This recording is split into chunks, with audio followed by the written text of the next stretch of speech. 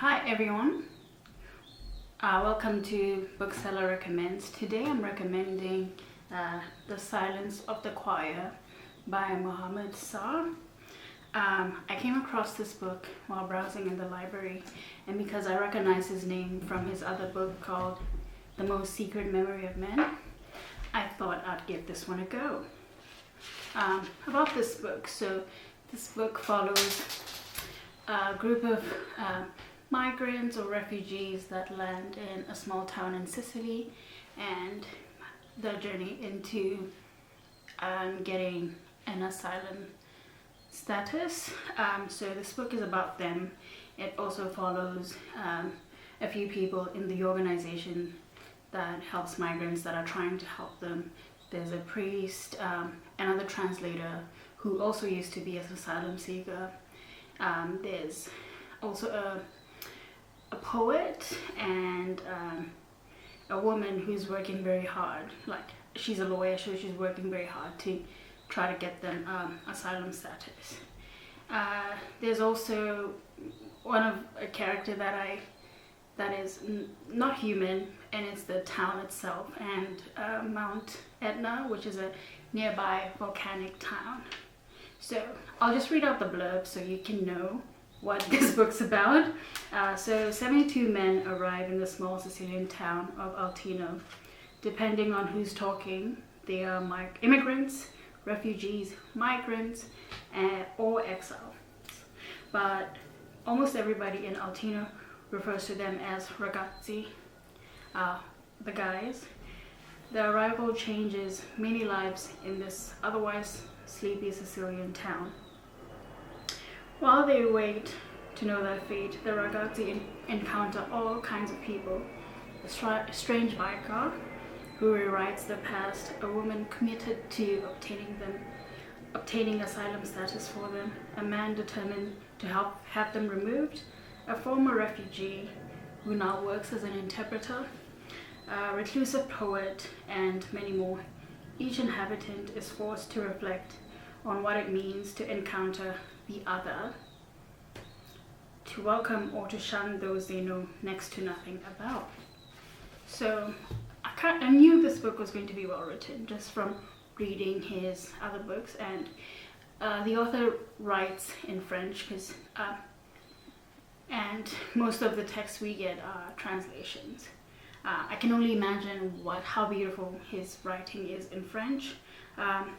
So the plot moves quite well, a bit slow in the start, but it's a good build up of the story. So we have the asylum seekers, and we get to see the reception into town. There's a mixed reception. A lot of people do welcome them, and a lot of people do not.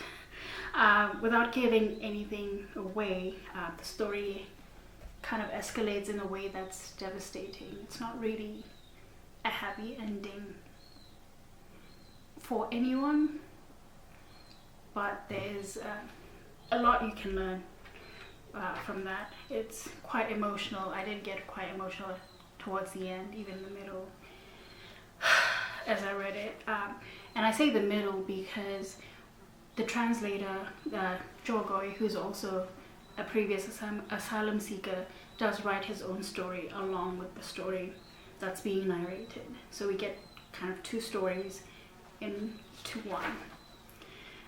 So moving on to the characters. So I did say I like Jorgoy, the translator. I did note down and on page 43 he did talk about a lot language and translation. Like, he kind of understands or analyzes ways of being a translator in such a deep way. I will read the quote. So on page 43 he said, "What would be better for mankind, to have a single language that everyone could speak, or several languages that could be mutually translated? Were people richer before or after the loss of the single language of Babel? The God of the Old Testament believed he had destroyed Babel, I don't know how people pronounce that, by taking away the old language In reality, he merely contributed to the construction of another tower. People always understood one another. Babel has never stopped being built, but it has changed its direction. It is no longer trying to reach the sky, it is trying to connect humanity. Whether it has succeeded remains open to debate. So this book is loaded with many themes, quite heavy to be honest. Migration politics, politics of language, religion, race relations, and even the setting in the town of Altino was done quite well. I liked how he used the mountain, or the volcanic mountain, in different points of the story. It helped with escalation. I don't know how to explain that without spoiling anything. And as I said before, I got this book from the library, so check it out of your library if you do have one. And I also have an affiliate link from bookshop.org that you can use to purchase the book. Thank you again for watching, and I'll see you again in the next video.